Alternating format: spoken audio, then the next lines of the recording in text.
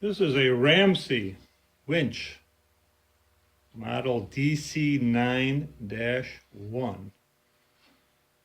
This is all the parts right here with the exception of the capstan where the wire, the cable goes around. That is out of there. I have that soaking. But to take all this apart, actual working, hand twisting time, maybe an hour over several days. More thinking than actual wrenching.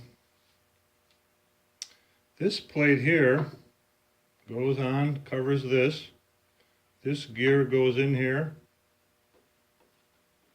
And all these gears reduce the speed of the winch motor.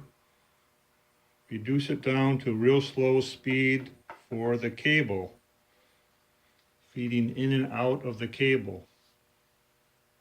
This assembly here, these two solenoids, one's for in and one's for out. This is a braking system actually, and there's actually behind this solenoid, there's some little brake shoes. The brake shoes grab around this. This is mounted on, right on the shaft of the winch motor. This gear goes back in there, this plate goes on top, and this whole assembly mounts on top of that plate with, believe it or not, just 3 screws hold that whole assembly on there. The reason I tore this apart because I put power to the winch motor and I got nothing. I got arcing and sparking right where my connections when I made the connections to the battery, but the motor didn't do anything.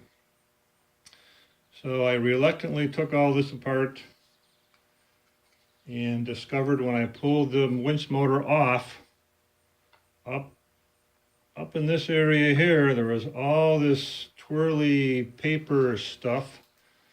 I thought at first it might have been from an insect, but it didn't look like any kind of insect nest or doings that I'd ever seen in my lifetime.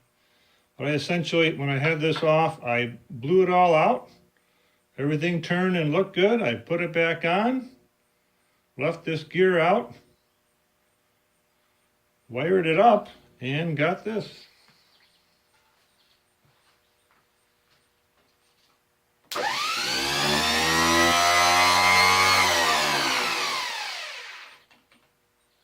So it works. The motor is good. If I were to change these wires around here, these 3 terminals, these wires, it would spin the other way as well.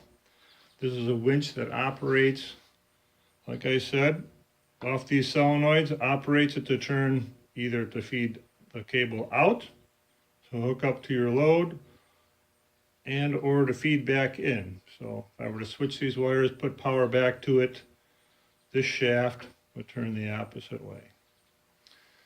So that's it. That is, like I said, about an hour's work, including all the thinking, what to take apart, when and why and where. And that's it for these old hands for today.